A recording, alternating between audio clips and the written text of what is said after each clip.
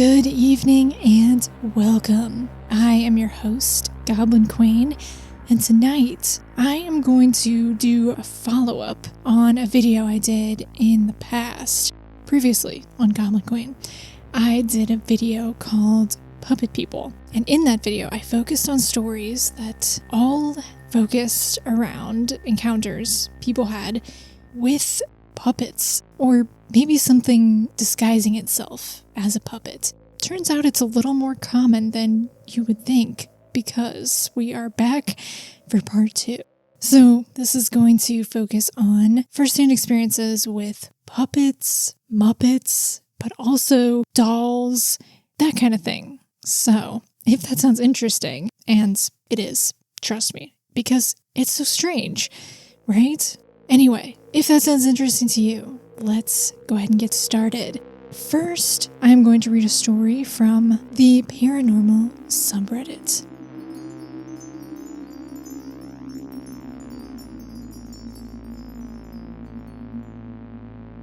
At the time, I lived on a ranch in rural South Texas. My house was built in a square shape with 2 living rooms, and all the bedrooms and hallways connected via bathrooms, so you could walk around the whole house without hitting a dead end. As a kid, I would sleep in my parents' room, which connected to the back living room/game room. My parents' bed faces the door leading out to said room, and one night, during a bad thunderstorm, the power went out and I couldn't sleep. Eventually, a flashlight beam appeared on the wall, straight across from the doorway. Out of shock, I sat up and stared at it for what felt like an eternity. After maybe 2 or so minutes, I started to see someone stick their hands in front of the beam and begin to do hand puppets of a bird and then a dog, and then a few more creatures, which I can't explain. But at that point, they were figures you couldn't make with your fingers. I watched in amazement for a few minutes, but then began to realize that both of my parents were lying next to me, and we were the only ones in the house. My first instinct was that it was someone outside on the back porch doing this through the glass door, but then I noticed that it couldn't have been, due to the angle they would have to be at, next to the doorway along the wall. I woke my mother up to look, but she didn't want to budge and told me to go to sleep. At the same time, the hand puppets became more erratic and were changing shape faster and faster. I started to cry, and my mother woke up and looked at me and saw how I was acting. She eventually looked at the doorway, but said she saw nothing. I looked back in the direction, and it was gone. After this, every now and then at night, the flashlight and puppets would come back, and I would try to show my parents, but they would never wake up and catch it on time. I would just cover my head with blankets and hold on to my mother's arm for dear life. As an adult, I can still see the memory of it, clear as day. But the thing that gets me the most is the wall where I would see these puppet shows had some Coca-Cola collectibles on it, and one of them was glow in the dark. And when the shadow of the puppets would cross over it, it would go completely black, as if it had never seen light, and it was just as dark as everything else. And when the show was over, it went back to normal.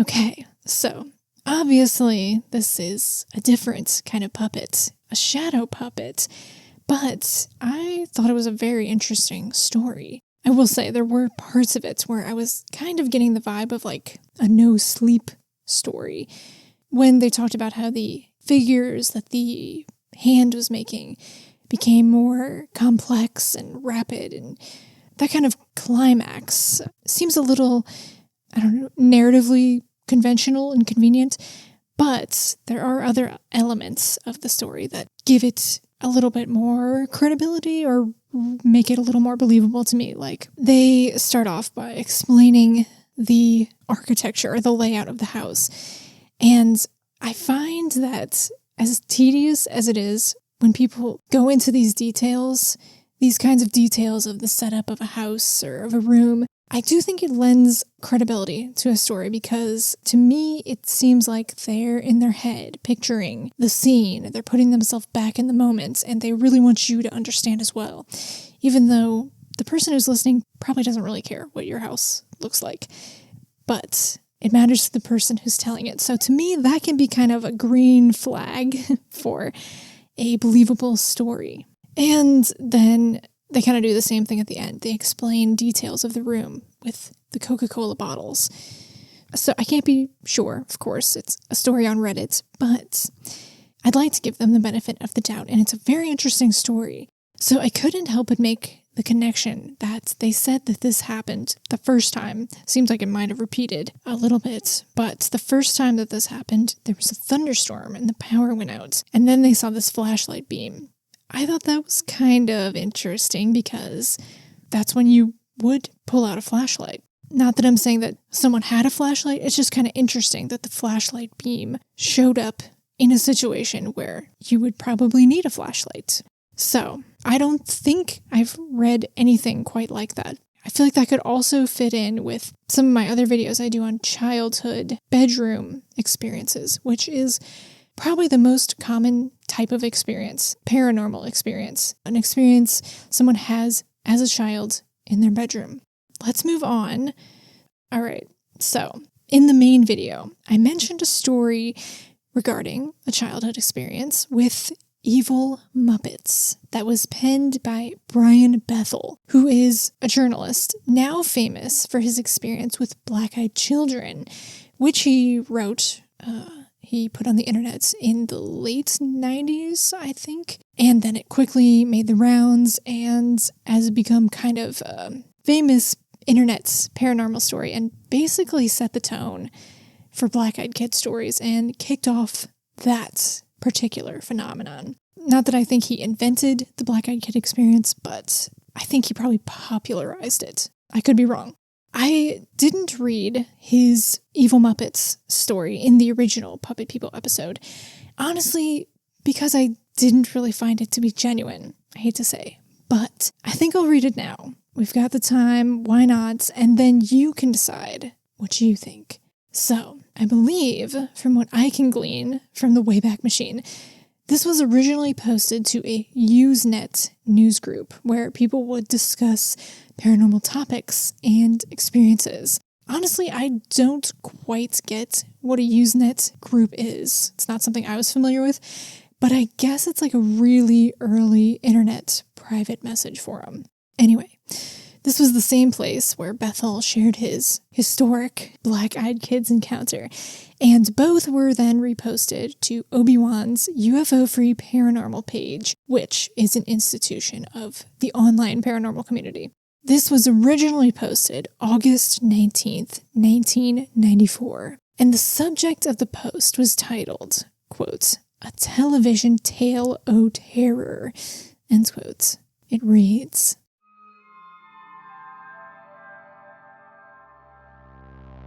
"Hi gang, it's me again with more tales to scare the hell out of ya.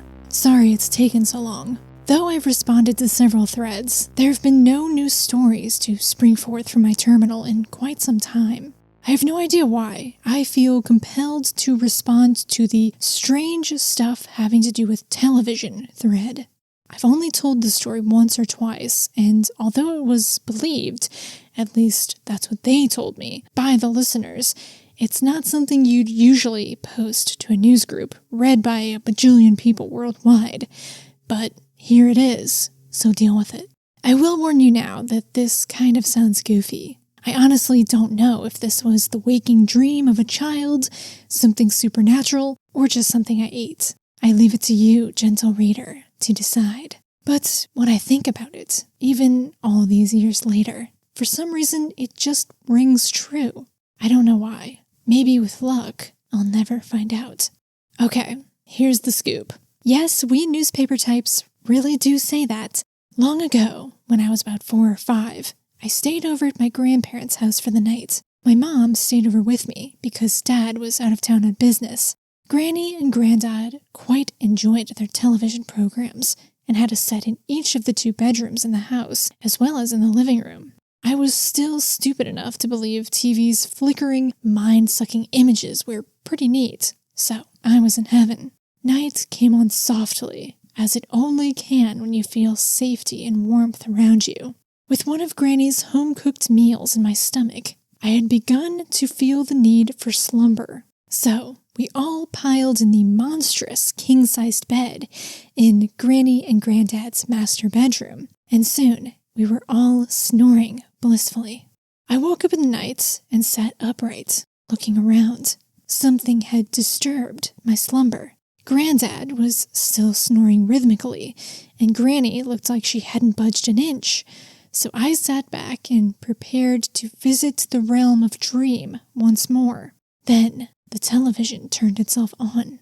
Now, this was in the days when remote controls were the providence of the wealthy and debased. Granny and Granddad did not fit into any of those two categories.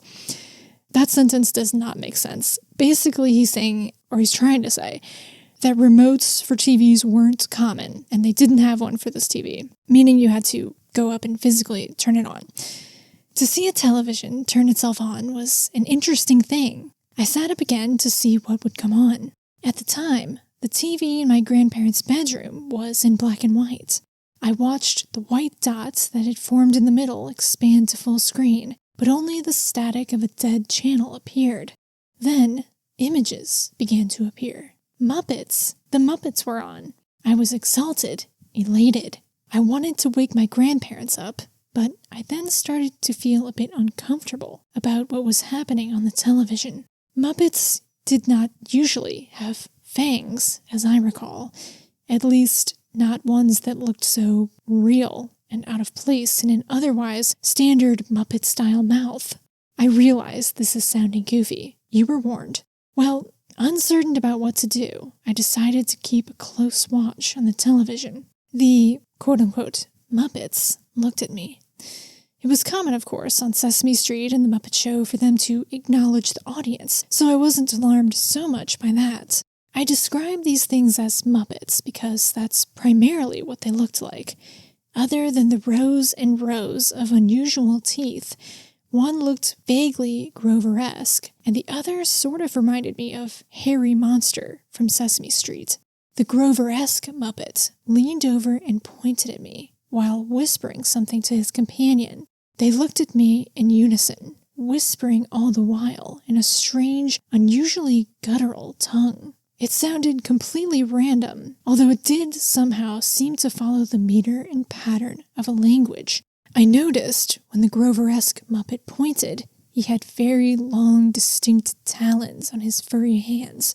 This, too, was quite disturbing. The Muppets began to dance, sing, and cavort about in that strange language of theirs. It was sort of amusing, I recall. I began to feel a bit more at ease. The Muppets motioned for me to come forward. I shook my head. The Muppets tried again. I shook my head. I was beginning to feel frightened. If there was ever a way that Muppets could look pissed, these guys were doing it. With all those rows of fangs, it wasn't pretty. I should mention that all of this singing, dancing, cavorting horror that was going on seemed to in no way disturb my grandparents. This disturbed me as well, because these guys were loud. I got out of bed and crept into the living room, being careful to avoid approaching the screen. The Muppet things wore visages of absolute anger now, motioning violently for me to approach the screen. My attempts to rouse my grandmother and grandfather were in vain. They would not stir. I ran into the living room, crying. I collapsed in my granddad's chair, buried my face into the fabric, and began to weep, certain that doom had come for me. I looked over at the television in the corner of the living room. It had already begun to turn itself on. The shadow forms that had dissolved into the Henson-styled horrors already beginning to flicker across its screen. I screamed, rooted to the spot, but as the scream left my lungs and two grinning, fanged faces burst into being on the television screen, faintly and then with increasing tempo, I heard footsteps. The things in the television looked worried, swirled into their shadow forms, and were gone. The television winked out just as my mother ran into the room. After consoling me, we went to check on Granny and Granddad. They were both awake and had heard me scream. We all sat up for a while talking, and eventually the warmth and love returned to fill the chill in my soul. I went to bed and nothing more happened that night, or any other nights I stayed with my grandparents. A waking dream? Probably so, but one that still fills me with terror. I was awake, of course. Mom will still assert when I was in the chair, so I did move somehow from the bed to the chair. Still, it gives one pause. What better way to snare a young boy than to show him something he loves, then pull him in unawares? Whatever those two things are, I'm sure the Muppet forms were not their natural shape. I'm sure the fangs and talons were part of it, though. If they're still out there, I hope they haven't had much time to practice those forms. If they could get them just right, I still wonder what would have happened. Dream or not, if I had put my then small hands up to the screen there in my grandparents' bedroom, perhaps nothing. And then again, perhaps it's better not to know. Next time, I'll post some real ghost stories, but the TV thread made me remember this. In case you're wondering, I don't watch much television anymore. It all seems so diabolical.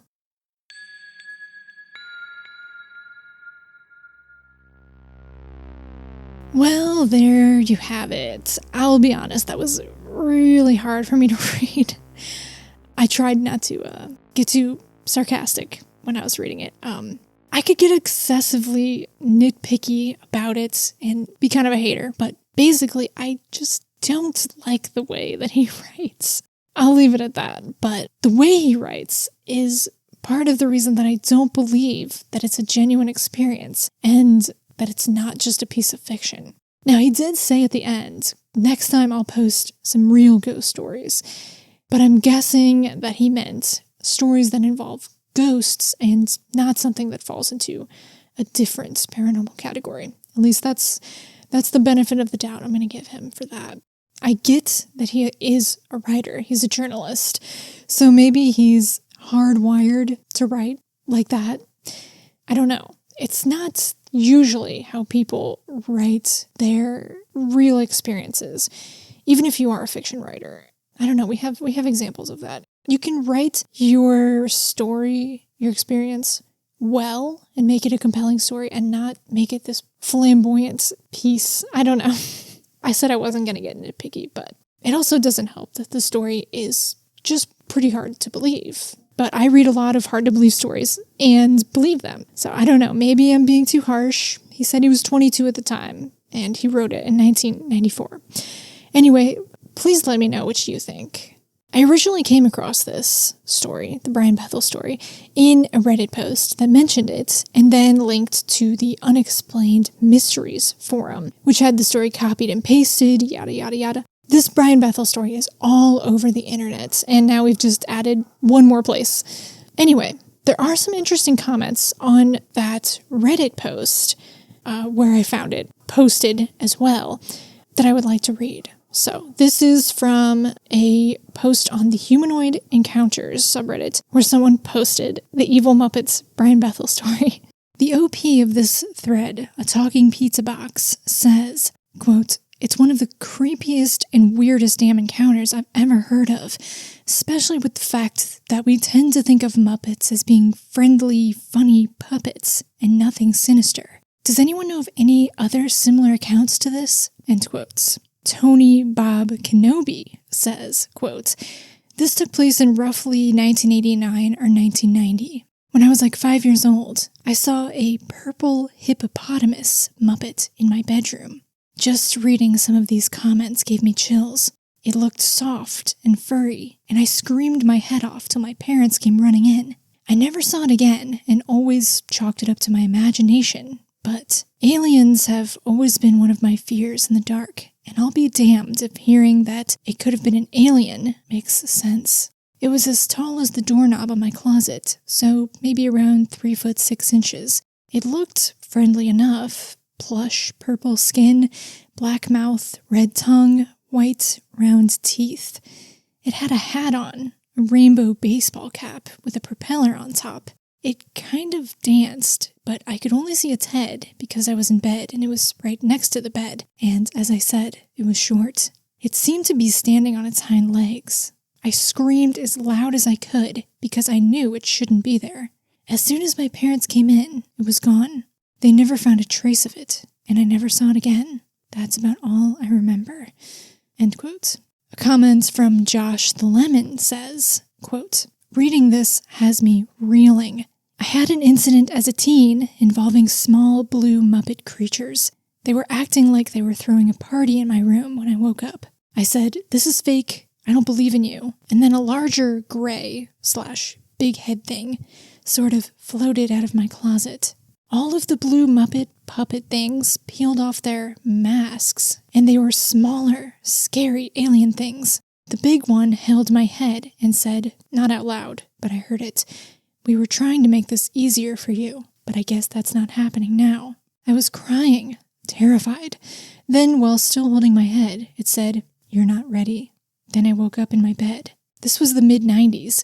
I've never heard anyone else mention Muppets or anything related to this before. I've only told a few close friends about this, who listened while winking and entertaining the possibility that I'm delusional, and a few therapists.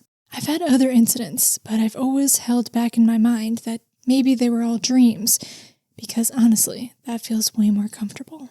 So, you can tell from these comments and these threads that more people feel like they've had these experiences than you would think. And we have a lot more to go. So let's go ahead and move on to our next one. This next one was posted on the paranormal subreddit, and the post is titled, "Muppet Clown Entity Bullied Me as a Child."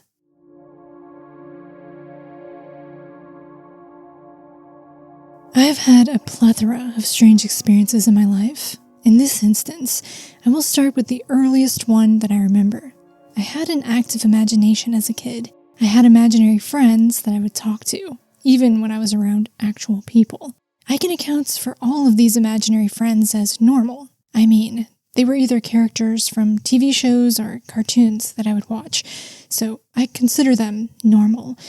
All except one. This is what I remember. I was very young and had been sick with a fever and cold. I can't remember exactly how old I was, but I was young enough that I was wearing a pajama onesie with the built-in socks at the feet. I was being carried up the stairs by my aunt and was telling her to hurry up or the Cookie Monster thing will get us. The Cookie Monster is a real character from a kids show, but it was not the real Cookie Monster that I was afraid of. I called it the Cookie Monster because this thing I would see had very similar eyes to Cookie Monster. It was the only way I could describe it with my limited vocabulary at the time. It looked like a long hand puppet with a white shirt that would billow and ripple because it had no torso. It could stretch and grow to different lengths. Its arms were like metal rods that could extend out quickly and strike me in a way similar to a snake bite. It would always slap me open-palmed or with two fingers, index and pointer fingers. The hands had on white gloves, just like Bugs Bunny or Mickey Mouse. The head was perfectly rounded, just like a beach ball. It had curly hair that would change color from orange to blue. Its face was painted white, and it had a mouth which would twist and contort in very terrifying ways as it would hit me. The eyes bulged out of the head and moved on their own, just like the googly eyes on kids' toys or puppets. I remember my aunt giggled because she thought I was being cute, but this thing was actually very terrifying to me. It would always pop out of the walls from the cracks of the trim or the drywall, and it would always poke me very, very hard. It would always leave me sore where it hit me, and often with cramped muscles.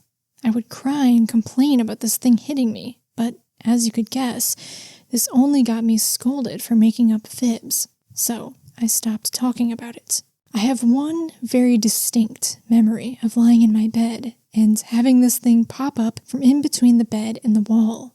It would kind of slither upwards. It cocked back and swung at me with not a closed fist, but with its index and middle finger, and struck me harder than ever before right in the armpit. My aunt happened to be about 20 feet away at the time. She was blow-drying her hair before school. She screamed in horror and ran out of the room. I remember her telling my grandparents and my mom that I should be seen by a doctor because, and I quote, "He literally flew out of that bed like something pushed him." I remember her words exactly. I was never taken to a doctor, and the incident was never discussed again. I got a bit older, and eventually the thing stopped popping out of the walls and hitting me. But I did have a recurring dream for many years in which I would try and escape from the creature. It would always take place in the same second-story bedroom, and it would always end the same way. I would figure a way out of the room window and end up on the lawn below. I would stare up at the window, and the creature would stare back in a calm, confident way. Not angry I had escaped, but confident that this chase would happen again, and it would definitely get me next time. After about the first year of high school, the dreams stopped. I have not seen the Muppet Clown since, nor do I care to. I realize the Muppet Clown was probably just a manifestation of some fear or trauma that I had experienced, but could not process as a child. But I have to wonder, what if this was something more sinister?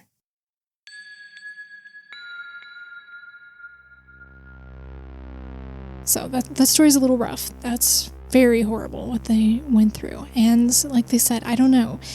Maybe it was just some kind of repressed memory of something, some kind of abuse they suffered, and this was how their mind chose to remember it or something.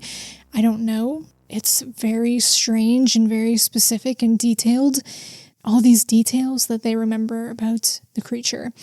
So I don't want to speculate too much on that one because it's really just horrible. It sounds so traumatic and terrible that they suffered some kind of actual physical abuse and a lot of emotional torment from whatever was going on, Muppet Clown or something else. But it did resonate with people. I'm going to read a comment that was left by Atreus94. Quote, I experienced basically this exact same thing when I was around 3 to 7-ish years old. The clownish thing you describe tormented me as well. Often, it would only appear when I was in bed trying to go to sleep. Mine had hair that was blue on either side and red down the middle, pale white face paint color skin, sharp teeth and eyes that were contorted into an angry look, but had the Muppet eyes behind the contorted eyebrows, Mickey Mouse gloves that would sometimes be bigger than at other times, and a typical clown outfit. When my bedroom door was open against the wall, the clown would be hiding behind it, and it would taunt me and wave to me with its Mickey Mouse gloves. It would make an effort to try and scare me by making me jump. Obviously, I would get scared and scream for my mom. She would come running in, and with the turn of the light switch, the clown would vanish. This happened multiple times throughout my young childhood, and it was seriously scary. My mom and grandma would play it off as my imagination, telling me it was Peter Pan coming to visit me. I knew it wasn't Peter Pan. This thing was very much real, and I'm quite shocked to read that someone else suffered nearly the same exact torment that I did. Just like the OP, mine was physical too. When I would lay in bed, I would be awoken by something hitting on top of my bed sheets or something tugging on my hair. I would obviously turn around, and to my surprise, I would see the clown poking his head out from behind the door, just staring at me.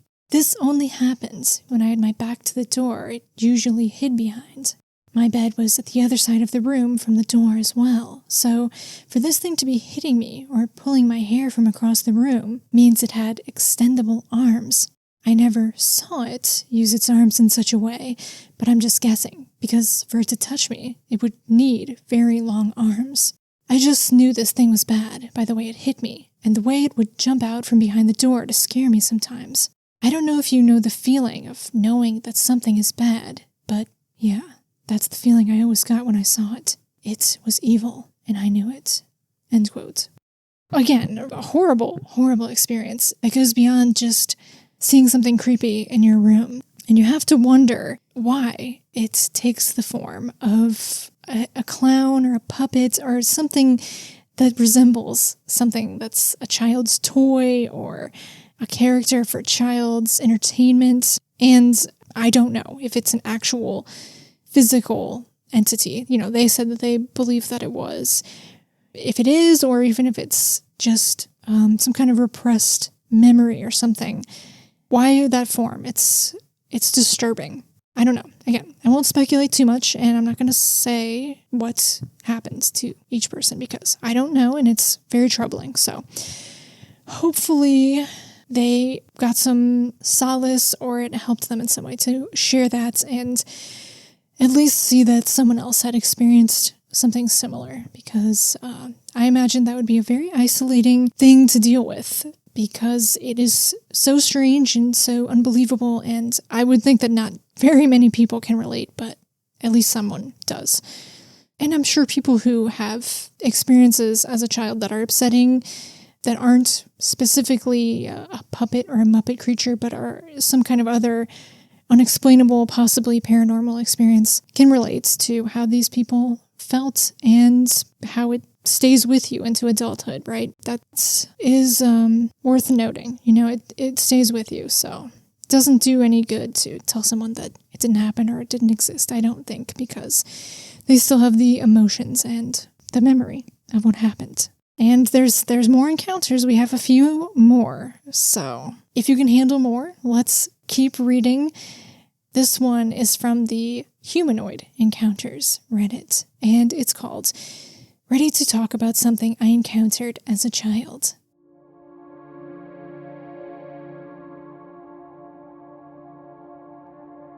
Just stumbled across this sub and wanted to talk about something that has been on my mind since I was around 6 years old. I lived in a very old house in Maryland when I was very young, and vividly remember waking up to some kind of entity staring at me through my window many nights. The best way I could describe it was that it looked like something like Ernie from Sesame Street, minus the hair, and with dark black eyes. It always put off some kind of orange/red luminescence from its entire body. Every time I saw this thing through my window, I'd throw my blanket over my head and do my best to go to sleep. Anytime after I'd wake up after one of these encounters, I'd find myself almost with my nose to the ceiling and then fall back down into my bed. The thoughts of it have plagued me for years. If anyone has experienced something similar or seen the same thing, please let me know. I vividly remember these experiences and absolutely know they weren't a dream.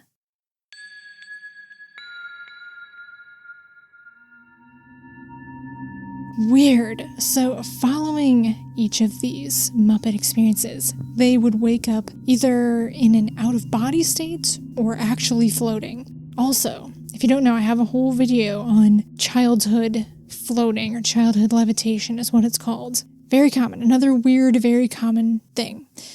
Also, the description they gave of the dark black eyes made me think that's another detail that someone would probably hear and maybe think of this as a screen memory.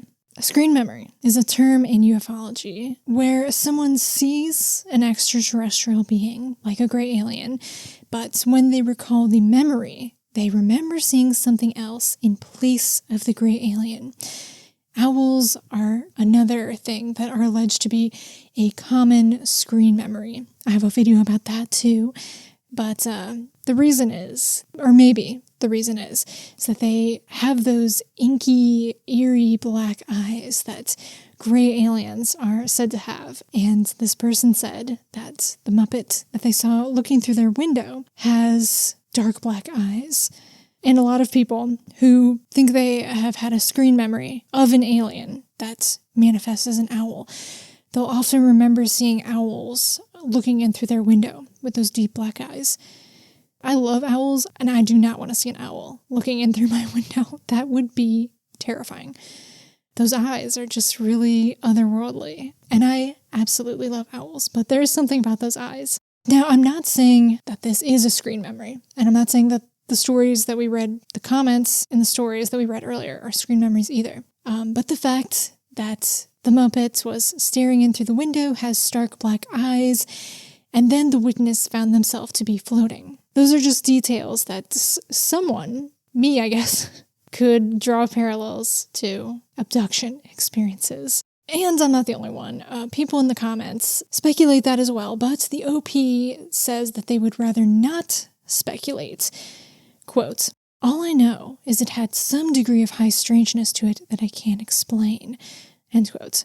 They also say, quote, "All I have to remember it by is a small scar on my thumb knuckle. Recent x-rays have not turned up anything out of the ordinary from it." End quote. They also said they tried hypnotherapy, and it turned up nothing. Touching on the floating they would experience after seeing the Muppet, they write, I'd wake up with my face towards the ceiling, and it would be as if someone was holding me up and just dropped me into my bed. Sometimes I wouldn't even remember going to sleep. I'd see the entity in the window, and then the next thing I knew, bam, taking a spill back into my bed. Guess I should be thankful it didn't drop me onto the floor. End quotes. I know that falling dreams are quite common, and I remember having a couple as a kid. They would always be where I would be falling from the sky into my backyard, and at the last second, before I would hit the ground, I would wake up. Or I would fall into a bed that was in my backyard, and when I hit the bed, I would wake up. But that sensation of falling would be so strong and real. It really felt like you had just been plummeting through the air. I don't remember having any as an adult. I think I only had them as a kid. The OP insists that even though these occurred seemingly just after sleep, these experiences, they were awake when they found themselves to be floating. And they don't seem to imply that they were out of body, but I was thinking that maybe they don't know for sure because they were facing the ceiling and nearly touching it with their nose. So that makes me think that they probably couldn't turn their head to see if they saw their body lying in bed or not. But yeah, I find the childhood floating and levitation thing really interesting. Lastly, from this thread, I will read a brief comment from Absurd Kitty. They write, quote, I was terrified to sleep in my room as a child because the Count from Sesame Street would climb in my window at night. I usually only saw him in shadow. I just remember being absolutely terrified of the Count, and specifically that he was coming in my window at night. Whether or not that was actually happening, I can't say for sure. I was about 5 or 6 years old when I lived at the house that it happened in. It only happened there, and not at any other place I lived as a child. It's something that always stuck with me, and I still get uneasy if Sesame Street is on and he pops up. I had really chalked it up to my imagination or something until I came across a thread a while back where others experienced similar things with other Sesame Street characters and weird things like that. The fact that it has happened to so many other people is really freaky, though. I don't know what to make of it. End quotes. So, this is a great opportunity to transition to a story I found on the Phantoms and Monsters website. This was posted August 23rd, 2018.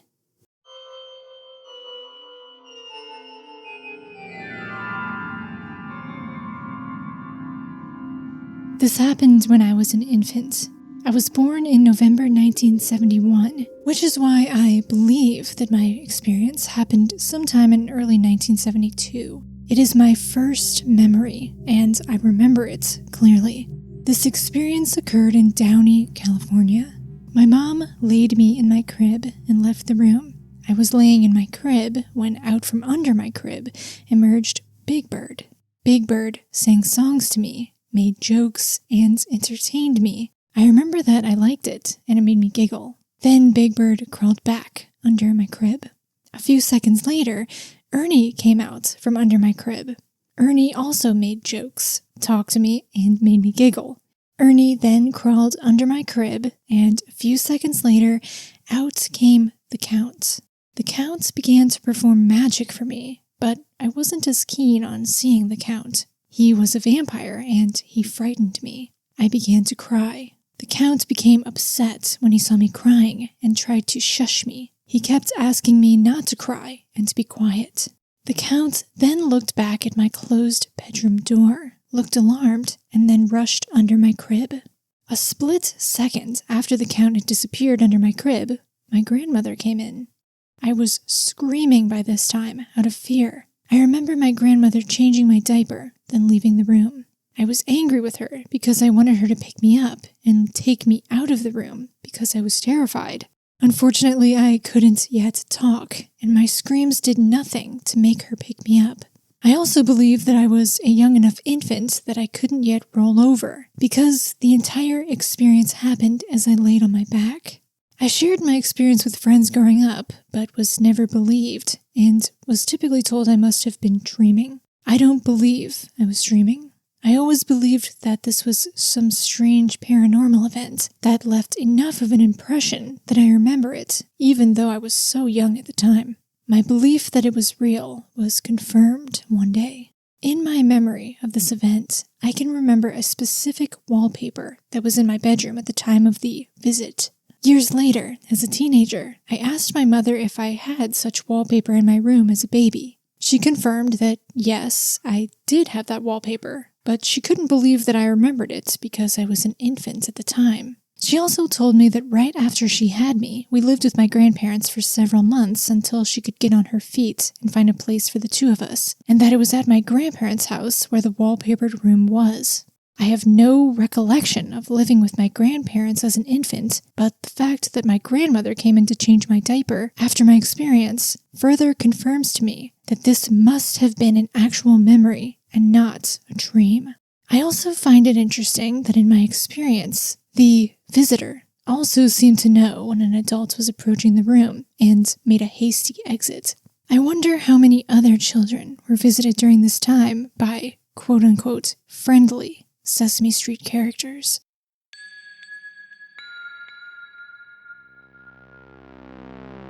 So I'm sure this witness is fully aware that the main criticism people will have is the age that they were or believed they were at the time of this event.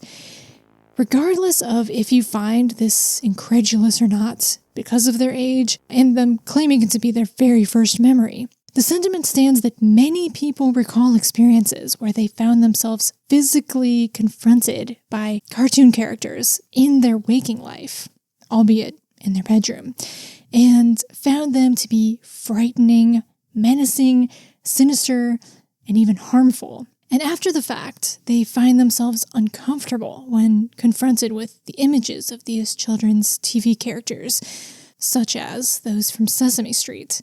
In the comments of the last Reddit story I read, the OP wrote, quote, "It's seriously creepy that others have had similar experiences. To this day, the only things that give me the heebie-jeebies are any pictures of Ernie or any depiction of the little gray aliens, like the cover of Communion. Don't think there's a connection, but who knows?" End quote. I think it makes sense why people would be creeped out by the cover of Communion by Whitley Strieber.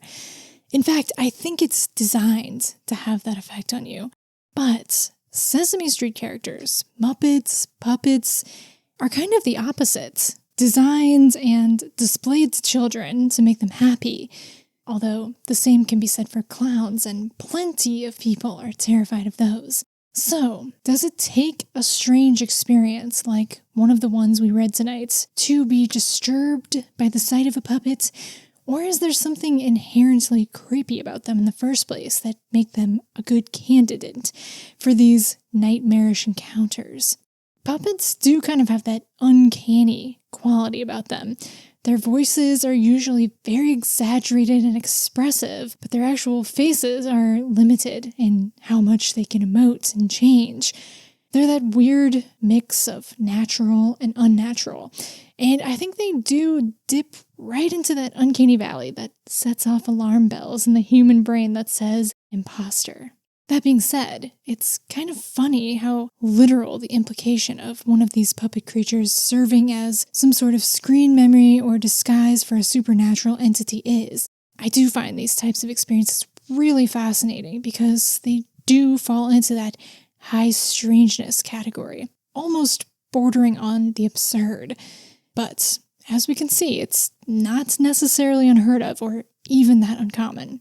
So, lastly, I would like to read a comment that was left on the original Puppet People video on YouTube. This was left by Dizzy Deratum, who shared their own strange doll experience. They wrote, quote, "I had a large toddler doll walk slowly out of my bedroom and touch my arm as I was laying down on her couch. It was the most frightening thing I've ever encountered, and I've seen pale crawlers. I think it may have been one of my great-grandmothers trying to comfort me after she died. Not very comforting. I was about 10 years old and deep in grief from my great-grandmother passing away. It actually was an antique doll that belonged to my mother. I was very much awake when it happened, sometime in the middle of the night. It wasn't sleep paralysis, but I was literally frozen in fear and deaf from a loud static sound in my head, except for the sound of small footsteps on carpet. I passed out from fear after it touched me. I broke it to pieces the next morning with a hammer. My mother was pissed about it until I told her why I did it. She believed me, and we never spoke about it again. My eyes were open from the point I heard it hop down from the dresser that it sat on as it walked out of my bedroom until it touched my arm. I saw it. It was absolutely not a dream. That is absolutely horrifying. And like they said, even though they feel like it could have been some sort of contact that their great-grandmother was trying to make, I think she chose the wrong approach. Just the visualization of one of those I'm thinking of an old little porcelain-faced dolls just hopping off the dresser and landing on the carpet and walking over, just touching you with their little rigid porcelain arm. It also reminds me of the movie Dolls. I think it's directed by Stuart Gordon, if I'm not mistaken. Either way, really, really good movie. It's on YouTube for free if you haven't seen it. It's so good. So I have to thank Dizzy for sharing that truly chilling experience. I think they handled it the right way by smashing the doll to bits. Luckily, their mother agreed with them.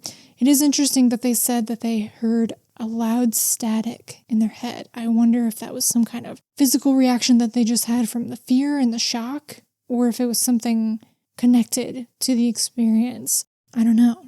And Dizzy, if you're listening, give us your thoughts on that and any other details you might want to share about that. Thank you for sharing that in the first place. I always love reading people's comments and emails. And with that, we have another Puppet People show on the books. Is it the last one? Well, I've exhausted my archives for now, but at this point, I won't be surprised to find more in the future. Let me know your thoughts if you have any. So it's not literally the characters from Sesame Street. It can't be, right? So what is it? It's something taking the form of them. It's your mind projecting their imagery onto them. I know definitely there's some people who think that it's just some kind of dream or hallucination or something. Or as the person from the Muppet Clown story said, it could be some kind of psychological revision of a trauma suffered. I honestly don't know. I just think it's so interesting, this very specific phenomenon of seeing puppets and characters. I think that seeing TV show characters like Sesame Street characters is interesting, but I find it a little more intriguing and fascinating when the puppets that people see are not a character. It's almost like an original kind of puppet. It's not a pre-existing character. So I find that really strange. It's easier to say if it is like a Sesame Street character that it's something that your mind already had. It's imagery that you already had in your mind. There's something undeniably strange and unsettling and, as I said, almost absurd about these stories. But we'll wrap it up here for now. Thank you so much for joining me. I will be back soon, and until next time, take care and good night.